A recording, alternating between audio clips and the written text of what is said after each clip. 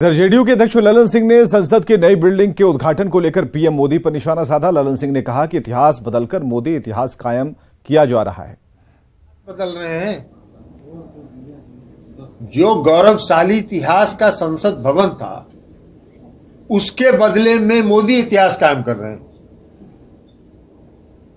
और ये कहते हैं, कहने का मतलब उनका है कि लोकतंत्र मतलब मोदी, देश प्रेम का मतलब मोदी।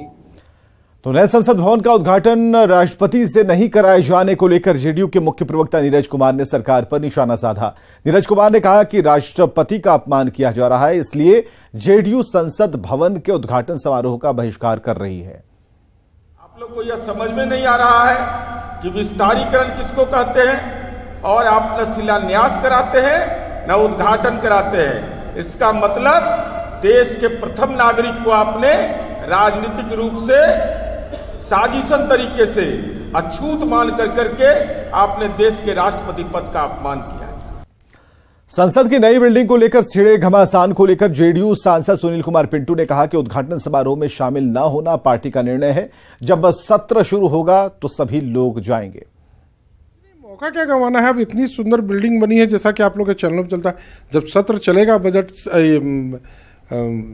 मानसून सत्र, उसमें हम लोग भी देखेंगे, सत्र में शामिल होंगे। आज क्यों नहीं। अरे सदन में भेजा गया है जनता ने चुन कर, तो जब सत्र चलेगा तो उसमें जरूर शामिल होंगे।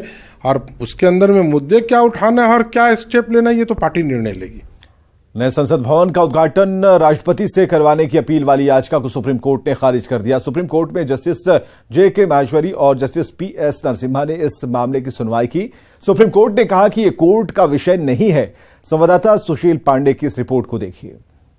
नए संसद भवन का उद्घाटन प्रधानमंत्री के बजाय राष्ट्रपति से करवाने को लेकर दाखिल याचिका को फिलहाल सुप्रीम कोर्ट ने सिरे से खारिज कर दिया।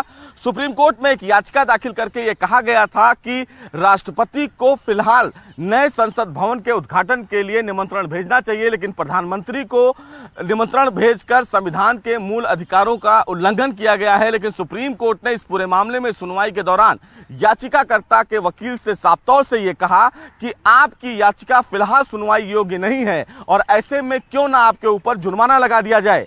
हालांकि सुप्रीम कोर्ट फिलहाल याचिकाकर्ता की दलीलों से संतुष्ट नहीं हुआ। सुप्रीम कोर्ट ने याचिका को न केवल सिरे से खारिज किया, बल्कि याचिकाकर्ता से यह भी पूछा कि क्या आप इस पूरे मामले को लेकर हाईकोर्ट में अर्जी दाखिल करेंगे। इस पर याचिकाकर्ता वकील ने कहा कि वो अब कहीं भी याचिका दाखिल नहीं करेगा, क्योंकि केंद्र सरकार की तरफ से तुषार मेहता की तरफ से एक ऑब्जेक्शन किया गया था और यह कहा गया था कि इस पूरे मामले को लेकर अगर सुप्रीम कोर्ट कोई आदेश जारी नहीं करता है तो हो सकता है कि भविष्य में याचिकाकर्ता हाईकोर्ट में अपील करे। लेकिन सुप्रीम कोर्ट ने याचिकाकर्ता के वकील के स्टेटमेंट को रिकॉर्ड पर लेते हुए इस याचिका को खारिज कर दिया, क्योंकि लगातार प्रधानमंत्री के इन्विटेशन को लेकर लगातार विपक्ष एक बड़ा सवाल खड़ा कर रहा था। लेकिन आज सुप्रीम कोर्ट ने याचिका को खारिज करते हुए उन तमाम सवालों पर एक बड़ा लगाम लगा दिया। सुप्रीम कोर्ट ने कहा कि ऐसी याचिका सुनवाई योग्य नहीं है और इस याचिका की कोई भी न्यायिक समीक्षा नहीं की जा सकती है। बहरहाल सुप्रीम कोर्ट के इस आदेश के बाद कहीं ना कहीं एक बड़ा मैसेज जरूर गया है कि इस पूरे प्रकरण में जो फैसला लिया गया है वो फैसला सही है और सुप्रीम कोर्ट ने फिलहाल इस पूरे मामले पर किसी भी प्रकार से कोई आदेश जारी करने से मना कर दिया है। कैमरामैन मुनमुन के साथ सुशील पांडे, न्यूज़ 18। चुनावी रणनीतिकार प्रशांत किशोर ने डिप्टी सीएम तेजस्वी यादव पर जमकर निशाना साधा है। 10 लाख नौकरी देने की घोषणा पर सवाल उठाते हुए प्रशांत किशोर ने कहा कि मूर्खों को जब मंत्री बना दिया जाता है तो उनको लगेगा ही कि एक साइन पर 10 लाख लोगों को नौकरी मिल जाएगी। तो पूरे तरीके से बेवकूफ बना रहे हैं और नियोजित शिक्षकों को कह रहे हैं कि आपको 3 अवसर है। तो 4 लाख शिक्षक अगर 3-3 बार परीक्षा देने को तैयार हो भी जाए तो 12 लाख लोगों की शिक्षा परीक्षा की बात है। ये करेगा कौन?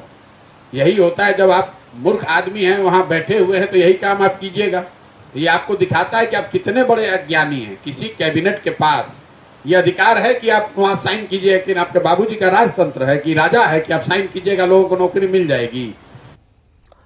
बिहार के ग्रामीण विकास मंत्री श्रवण कुमार ने केंद्र की सरकार पर बिहार के साथ भेदभाव का आरोप लगाते हुए केंद्रीय मंत्री गिरिराज सिंह पर निशाना साधा। श्रवण कुमार ने कहा कि गिरिराज सिंह का ध्यान लोगों पर नहीं, मंदिर, मस्जिद और गिरजाघर पर है। जब से गिरिराज बाबू मंत्री बने हैं तब से बिहार पर उनका ध्यान ही नहीं है। उनका ध्यान मंदिर पर है, उनका ध्यान मस्जिद पर है, उनका ध्यान कथा पर है, उनका ध्यान हनुमान चालीसा पर है, उनका घर गिरजाघर पर है, उनका घर गुरुद्वारा पर है।